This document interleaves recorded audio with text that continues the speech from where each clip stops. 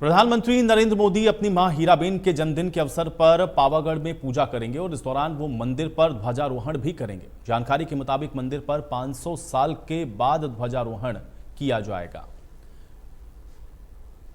तो 2 दिन के गुजरात दौरे पर प्रधानमंत्री नरेंद्र मोदी पहुंचे हुए हैं और पीएम मोदी की मां का 100वां जन्मदिन है। ये तस्वीरें आपको हम दिखा रहे हैं। आप देखिए किस तरह से पूजा अर्चना की जा रही है। मां से मुलाकात के बाद आप देखिए प्रधानमंत्री ने कैसे पूजा की और मां से मुलाकात हुई है तो कैसे उनके पैरों को धोते हुए प्रधानमंत्री, इनकी तस्वीरें आप इस समय देख सकते हैं। और प्रधानमंत्री ने फिर अपनी मां का आशीर्वाद भी लिया है। तो 2 दिन के गुजरात के दौरे पर सीएम पहुंचे हुए हैं और आप देख सकते हैं कि किस तरह से मां के पांवों को धो करके और उसके बाद मां का जो सम्मान है वो प्रधानमंत्री के द्वारा किया जा रहा है। तो प्रधानमंत्री की माताजी का 100वां जन्मदिन है और इस 100वें जन्मदिन के अवसर पर आप देख रहे हैं कि किस तरह से प्रधानमंत्री अपने मां के घर पहुंचे हैं, जहां पर प्रधानमंत्री के द्वारा ये जो कुछ पल हैं अपनी मां के साथ बिताए गए हैं वो तस्वीरें हम आपको दिखा रहे हैं। तो प्रधानमंत्री ने मां का आशीर्वाद लिया है। आपको याद है कि प्रधानमंत्री जब भी जाते हैं मां से मुलाकात करने के लिए तो कुछ इसी प्रकार के जो पल हैं वो आपको हमेशा दिखाई देते होंगे, क्योंकि प्रधानमंत्री अपनी मां के साथ इसी तरह से बैठकर बातचीत करते हुए और उनके साथ भोजन करते हुए, उनके साथ चर्चा करते हुए, ये तस्वीरें बेहद महत्वपूर्ण हैं जो हम आपको इस समय दिखा रहे हैं।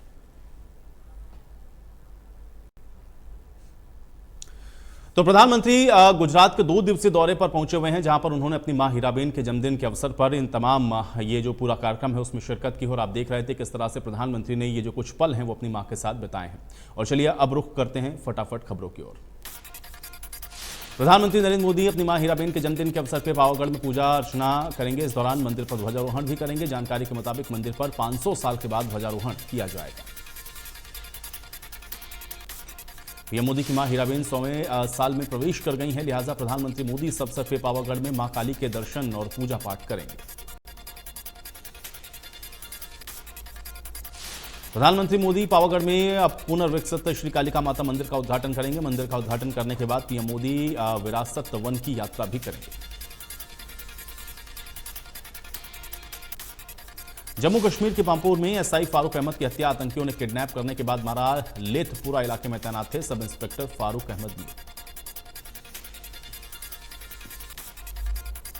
सेना भर्ती से जुड़ी अग्निपथ योजना के खिलाफ देश भर में हिंसक प्रदर्शन। यूपी, बिहार, हरियाणा, हिमाचल, उत्तराखंड, राजस्थान समेत 13 राज्यों में पहुंची हिंसा की आंच।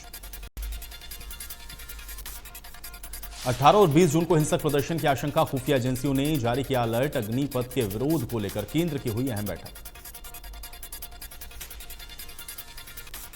सेना में भर्ती की स्कीम अग्निपथ योजना पर बवाल के बीच वायुसेना ने ऐलान किया कि 24 जून से वायुसेना में भर्ती की प्रक्रिया शुरू की जाएगी।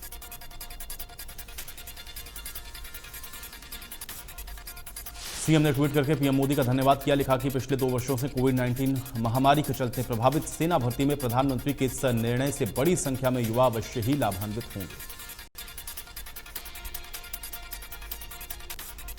अग्निपथ स्कीम को लेकर युवाओं के विरोध पर गृह मंत्री अनिल विज ने कहा कि प्रदर्शन कोई भी कर सकता है, लेकिन तोड़फोड़ और आगजनी और मारपीट बर्दाश्त नहीं की जाएगी। विज ने कहा कि हरियाणा में पुलिस पूरी तरह से अलर्ट पर है।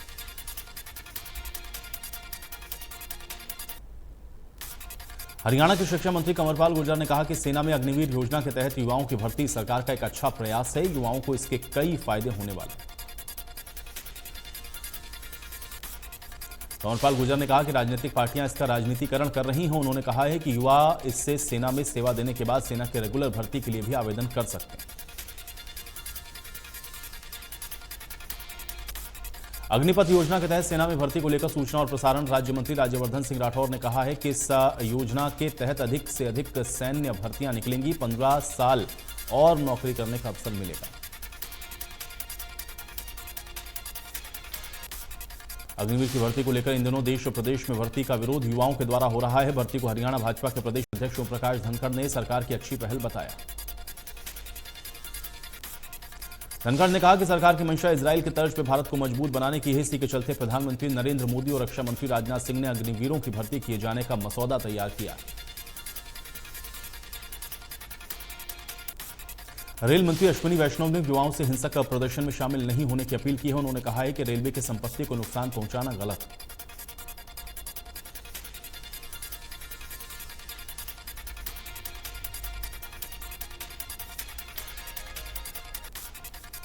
दिल्ली में राज्यसभा सांसद कार्तिकेय शर्मा ने निर्दलीय विधायक सोमवीर सांगवान के साथ मुलाकात की है। सोमवीर सांगवान ने कार्तिकेय शर्मा को बधाई दी है। रेसलर योगेश्वर दत्त भी कार्तिकेय शर्मा के साथ मिले।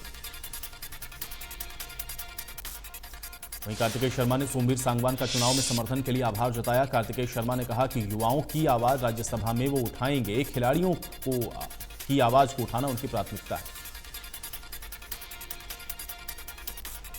निर्दलीय विधायक सोमवीर सांगवान ने कहा कि कार्तिकेय शर्मा एक होनहार युवा हैं जो कि राज्यसभा में गए हैं। कार्तिकेय शर्मा से हमें काफी उम्मीदें हैं। वहीं रेसलर योगेश्वर दत्त ने कहा कि कार्तिकेय शर्मा युवाओं और खिलाड़ियों से जुड़े रहे हैं। खिलाड़ियों की आवाज वो राज्यसभा में उठाएंगे। तिगांव के मेहमदपुर गांव में उत्तराखंड के पूर्व मुख्यमंत्री तीरथ सिंह रावत के पहुंचने पर बीजेपी नेता सतवीर कसाना ने चांदी का मुकुट और गदा देकर उनका स्वागत किया है। उन्होंने कहा कि भारत में मोदी जैसे प्रधानमंत्री हैं तब तक कुछ भी नामुमकिन नहीं। इसके साथ ही उन्होंने हरियाणा प्रदेश के मुख्यमंत्री मनोहर लाल खट्टर की तारीफ करते हुए कहा कि मनोहर काल में हरियाणा प्रदेश ने काफी उन्नति की है। हरियाणा प्रदेश में जिस तरह से चौमुखी विकास हो रहा है।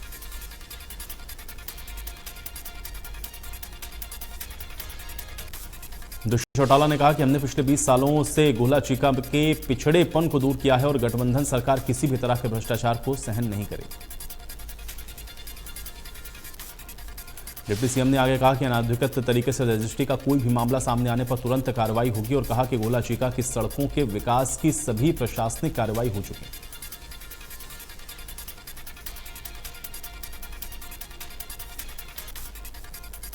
बारिश से पहले क्षेत्र में जलभराव की समस्या से निपटने हेतु अधिकारियों के साथ विधायक राजेश नागर ने दौरा करके सड़कों का जायजा लिया है। निरीक्षण के दौरान मार्केट कमेटी के अधिकारी भी मौजूद रहे। विधायक ने बताया कि 90 लाख की लागत से मवई तिलपत तक यह सड़क बनाई जा रही है। सीवर लाइन का कार्य पूरा हो चुका है। उन्होंने कहा कि जुलाई माह तक इस सड़क का कार्य पूरा कर दिया जाएगा। डेरा सच्चा सौदा प्रमुख गुरमीत राम रहीम को पैरोल मिल गई है। वो जेल से बाहर भी निकल गया है। पैरोल अवधि के दौरान यूपी के बागपत आश्रम में वो रहेगा। राम रहीम को पैरोल देने पर पुष्टि करते हुए हरियाणा के जेल मंत्री रणजीत सिंह चौटाला ने कहा है कि हर कैदी का पैरोल लेने का अधिकार होता है।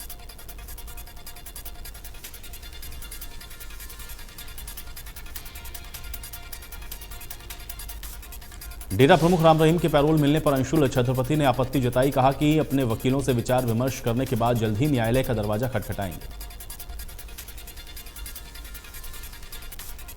अंतर्राष्ट्रीय योग दिवस के अवसर पर इस बार 21 जून को भिवानी में राज्य स्तरीय योग दिवस समारोह का आयोजन किया जाएगा, जिसमें हरियाणा के मुख्यमंत्री मनोहर लाल मुख्य अतिथि के तौर पर शामिल होंगे। युवाओं की सेना में भर्ती अग्निपथ स्कीम के खिलाफ न केवल युवा बल्कि किसान भी इसमें शामिल हो गए हैं। किसान नेता गुरनाम सिंह चंदूनी रोहतक में सैकड़ों किसान युवाओं के साथ भाजपा प्रदेश कार्यालय को घेरने पहुंचे, जहां भारी पुलिस बल तैनात किया गया। वहीं किसान नेता गुरनाम सिंह चंदूनी ने सरकार को साफ चेतावनी दी है कि या तो योजना वापस लें, अन्यथा जाट आरक्षण और किसान आंदोलन से बड़ा आंदोलन होगा। प्रशासन को धारा 144 भी लगानी पड़ी।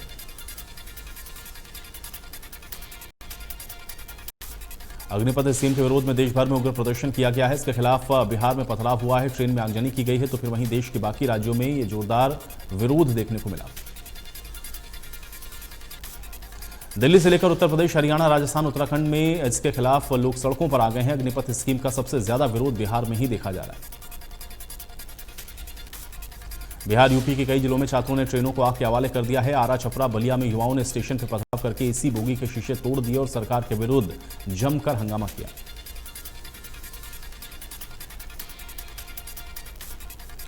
हिसार में केंद्र सरकार की सेना की अग्निपथ योजना के खिलाफ युवाओं ने सेना में भर्ती नए नियमों के खिलाफ जमकर बवाल काटा है। लघु सचिवालय तक जमकर प्रदर्शन किया गया। फरीदाबाद में अग्निपथ भर्ती योजना के विरोध को देखते हुए जिले में धारा 144 लगा दी गई है। उपद्रव को रोकने के लिए जगह जगह पुलिस तैनात की गई है। वज्र वाहन के साथ पुलिस मौजूद है। इलाके में एक स्थान पर 5 या इससे ज्यादा लोगों के एकत्र होने पर पाबंदी लगा दी गई है। इसके साथ ही प्रशासन ने चेतावनी दी है कि धारा 144 का उल्लंघन करने पर कड़ी कार्रवाई की जाएगी। हरियाणा सरकार ने तत्काल प्रभाव से फरीदाबाद के बल्लभगढ़ के क्षेत्रीय अधिकारी क्षेत्र में वॉइस कॉल को छोड़कर इंटरनेट सेवाओं और सभी एसएमएस सेवाओं को अगले 24 घंटे के लिए अस्थायी रूप से बंद करने के आदेश जारी किए। गुरुग्राम में अग्निपथ भर्ती योजना के प्रदर्शन को लेकर जिले में सुरक्षा व्यवस्था बढ़ा दी गई है। गुरुग्राम में लगाई गई धारा 144 राजीव चौक समेत सभी हाईवे के नजदीक सुरक्षा बढ़ाई गई। एसडीएम ने कहा कि गुरुग्राम में प्रदर्शन नहीं होने दिया जाएगा। किसी को प्रदर्शन करना है तो वो शांति से करे, उग्रता से नहीं। बल्लभगढ़ में नेशनल हाईवे के अनाज मंडी के पास युवाओं ने अग्निपथ भर्ती स्कीम को लेकर के उग्र प्रदर्शन किया। इस दौरान युवाओं ने पुलिस पर पथराव भी किया।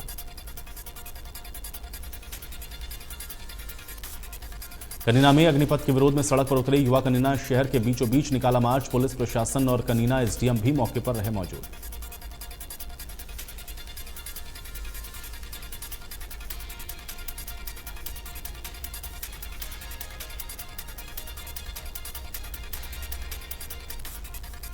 अग्निपथ योजना के विरोध को लेकर युवाओं ने हरियाणा के नरवाना में दिल्ली भटिंडा रेलवे ट्रैक को जाम कर दिया है। युवा 4 साल से सेना भर्ती के विरोध को लेकर पुरानी भर्ती की मांग कर रहे हैं।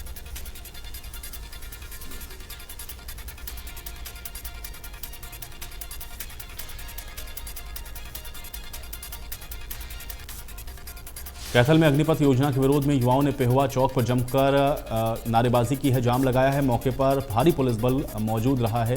युवा नारेबाजी करते हुए सरकार से अग्निपथ योजना को वापस लेने की मांग कर रहे हैं। अग्निपथ स्कीम का कोसली में भी युवाओं ने विरोध किया है। विरोध प्रदर्शन करते हुए रेवाड़ी कोसली मार्ग पर जाम लगा दिया है। अग्निपथ स्कीम रद्द करने की मांग पर प्रदर्शनकारी युवा अड़े हैं। पुलिस प्रशासन मौके पर मौजूद है। केंद्र सरकार की अग्निपथ और अग्निवीर योजना को लेकर के छात्र पुलिस के बीच में झड़प हो गई है। पहले शहर के मुख्य चौराहे पर जाम लगाया गया और उसके बाद पुलिस ने प्रदर्शनकारियों को समझाया और वहां से खदेड़ दिया।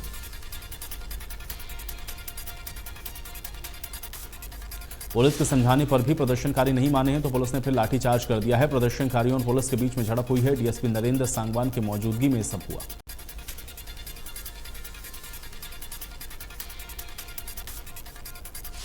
फतेहाबाद के रतिया में छात्र संगठनों ने केंद्र सरकार की अग्निपथ योजना के खिलाफ सड़कों पर उतरकर प्रदर्शन किया है। छात्रों ने अग्निपथ योजना को काला कानून बताया है और योजना को वापस लेने की मांग कर रहे हैं। केंद्र सरकार की अग्निपथ योजना को लेकर रेवाड़ी में भी गुरुवार को युवाओं का उग्र प्रदर्शन हुआ है। हालांकि आज जिले में पूर्ण रूप से शांति है और ऐसा दोबारा ना हो इसके लिए रेवाड़ी में पुलिस प्रशासन अलर्ट मोड पर नजर आ रहा है। बीजेपी के पूर्व नेत्री नूपुर शर्मा के समर्थन में अब हिंदू संगठन खुल करके सामने आ गए हैं। देश भर में नूपुर शर्मा के समर्थन में विश्व हिंदू परिषद राष्ट्रपति के नाम मांग पत्र भी दिया। विश्व हिंदू परिषद सुरेंद्र जैन ने देश में नूपुर शर्मा की आड़ में हो रही हिंसक घटनाओं को लेकर के एसडीएम को राष्ट्रपति के नाम ज्ञापन दिया और कहा कि नूपुर शर्मा के बहाने जो उपद्रव किया गया वो निंदनीय है।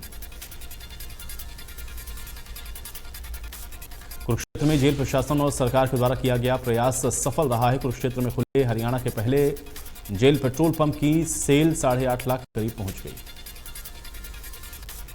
पेट्रोल पंप पे काम करते हुए जेल बंदियों के चेहरों पर भी रौनक आई है। खुले में सांस लेते हुए उन्हें तनाव से भी मुक्ति मिली है। कुरुक्षेत्र जेल के इस पेट्रोल पंप पर अब 24 घंटे पेट्रोल और डीजल मिलने लगा है। यमुनानगर में हरियाणा का सबसे बड़ा ओवरलोड का चालान हुआ है। जिला परिवहन अधिकारी की टीम ने एक ट्रक को पकड़ा है। इसमें नियम के अनुसार 55 टन तक का लोड हो सकता था, लेकिन इसमें 140 टन रेत भरा हुआ है। इस पर विभाग ने 2 लाख से अधिक का चालान काट दिया है। जिला परिवहन अधिकारी सुभाष चंद्र का कहना है कि अब ओवरलोड पर और सख्ती की जा रही है।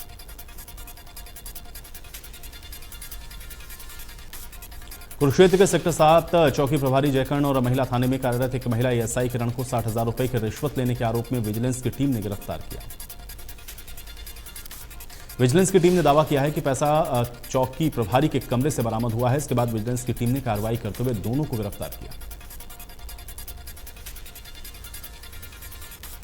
हरियाणा बिजली वितरण निगम में 50 करोड़ के फर्जीवाड़े में एक और एक्सीएम गिरफ्तार किया गया है। ऑडिट रिपोर्ट में अभी तक 50 करोड़ का फर्जीवाड़े का खुलासा हुआ। इस मामले में कार्यकारी अभियंता की पहले ही गिरफ्तारी हो चुकी है, जबकि कुलवंत सिंह नामक कार्यकारी अभियंता को गिरफ्तार करके पानीपत पुलिस अपने साथ लेकर गई।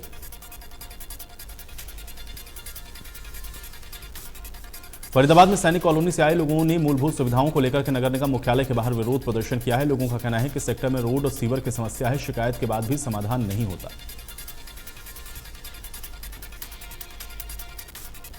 हरियाणा में यमुनानगर के छाछरौली इलाके में एक 24 वर्षीय व्यक्ति की निर्मम हत्या किए जाने से सनसनी फैल गई है। मृतक दिलबाग का शव शेरपुर मोड़ पर नाहरपुर अड्डे के पास मिला। झज्जर की दुलीना जेल में बंद एक कैदी ने गुरुवार को फांसी का फंदा लगाकर आत्महत्या कर ली है। मृतक की पहचान हजारीलाल निवासी प्रहलाद खेड़ा जिला यूपी के रूप में हुई। कैथल जिले के घोला क्षेत्र में मेला देखने गए 12वीं कक्षा के छात्र हर्षित की हत्या के मामले में पुलिस ने चारों आरोपियों को गिरफ्तार किया।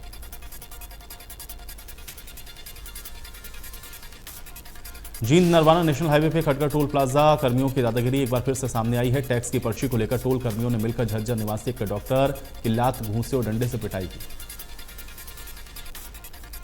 डॉक्टर झज्जर से संगरूर किसी कार्यक्रम में अपने परिवार की महिलाओं के साथ जा रहा था। पिटाई का लाइव वीडियो कैमरे में कैद हो गया है। टोल कर्मियों पर महिलाओं से बदसलूकी करने के भी आरोप लगे। केंद्र सरकार की योजना अग्निपथ के विरोध में फरीदाबाद के बल्लभगढ़ में युवा प्रदर्शनकारियों ने पथराव किया और Delhi Agra national highway number 19 को जाम करने की कोशिश की।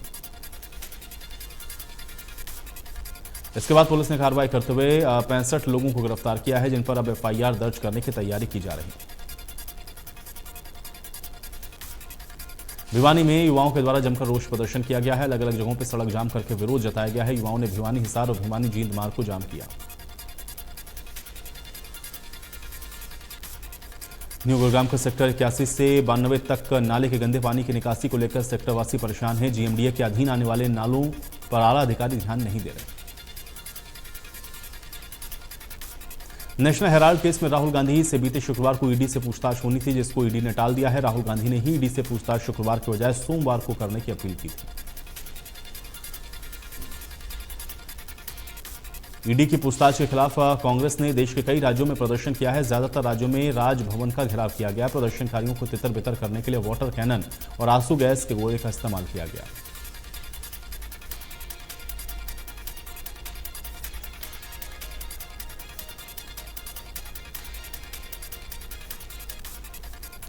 भारत में पिछले 24 घंटे में कोरोना संक्रमण के 12,847 नए मामले हैं। 7,985 लोग डिस्चार्ज किए गए हैं। कोरोना से 14 लोगों की मौत हुई। हरियाणा में पिछले 24 घंटे में कोरोना के 689 नए मामले सामने आए हैं। 420 मरीजों ने कोरोना को मात दी। गुरुग्राम में पिछले 24 घंटे में कोरोना के 480 नए मामले हैं, जबकि 335 मरीजों ने कोरोना को मात दी। चंडीगढ़ में कई इलाकों में तेज हवा के साथ बारिश हुई है। इसके बाद तापमान में गिरावट दर्ज की गई है। लोगों को भी गर्मी से राहत मिली। दिल्ली एनसीआर में एक बार फिर से बारिश हुई है। इस कारण लोगों को गर्मी से राहत मिली है। हालांकि पिछले 2 दिन से बारिश की वजह से मौसम में बदलाव आया है और भीषण गर्मी से कुछ राहत मिली। मौसम विभाग के पूर्वानुमान के मुताबिक आगामी 21 जून तक दिल्ली एनसीआर में इसी तरह से झमाझम बारिश का दौर जारी रहेगा। इसके चलते अधिकतम तापमान 7 से 8 डिग्री सेल्सियस तक कम हो सकता है। रेवाड़ी में प्री मानसून की पहली झमाझम बारिश से मौसम सुहावना हो गया है। कई दिनों से चल रही गर्म हवाओं से लोगों को ही नहीं, पशु पक्षियों को भी राहत मिली। असम में बीते कुछ दिनों से हो रही लगातार बारिश से हालात बिगड़ गए हैं। इस कारण नुआ नदी के जलस्तर में काफी बढ़ोतरी हुई है। असम के कलाई गांव क्षेत्र में कम से कम 10 गांव जलमग्न।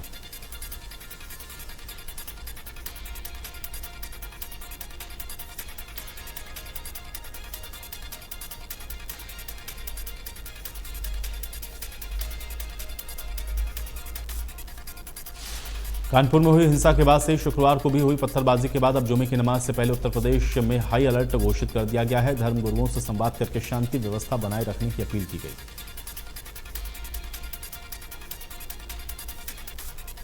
साथ ही भारी संख्या में पुलिस फोर्स हर जिले में तैनात कर दी गई है। ड्रोन कैमरे से संवेदनशील इलाकों में नजर रखी जा रही है। पुलिस, पीएससी और पैरामिलिट्री बलों के द्वारा फ्लैग मार्च भी किया जा रहा है।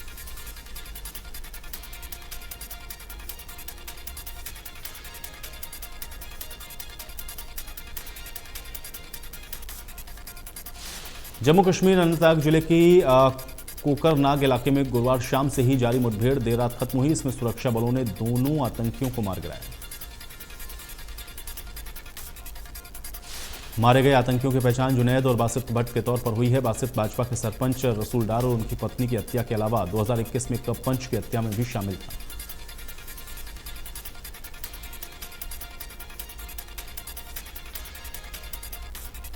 भारत के अनुभवी विकेटकीपर बल्लेबाज दिनेश कार्तिक की 3 साल के बाद टीम इंडिया में वापसी हुई है। वो कई बार कह चुके हैं कि उन्हें भारतीय टीम के लिए खेलने से और टीम में वापसी करने से गर्व महसूस होता है।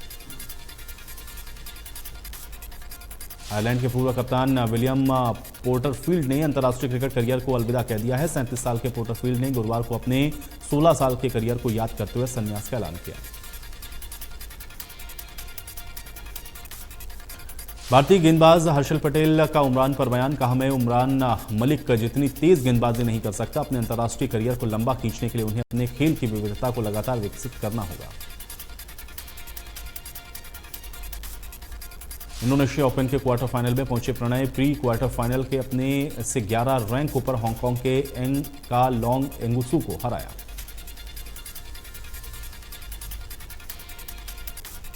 फ्रांस के राष्ट्रपति Emmanuel Macron, German chancellor Olaf Scholz, इतालवी पीएम मारियो द्राघी, रोमानिया के राष्ट्रपति क्लाउस योहानिस यूक्रेन के प्रति समर्थन जताने के लिए कीव पहुंचे।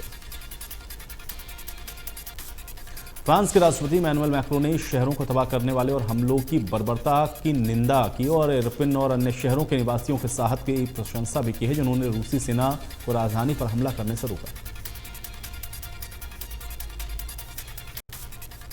इस बीच रूसी सेनाएं पूर्वी डोनबास क्षेत्र में धीरे धीरे यूक्रेनी बलों पर बढ़त हासिल कर रही हैं। दूसरी तरफ यूक्रेन की सेना पश्चिमी देशों से अधिक हथियार के लिए अनुरोध कर रहा है।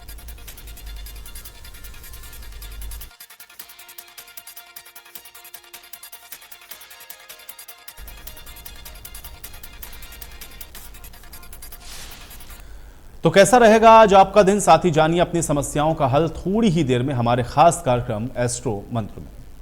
आज संवरेगी आपकी किस्मत, आज बदलेगा आपका वक्त।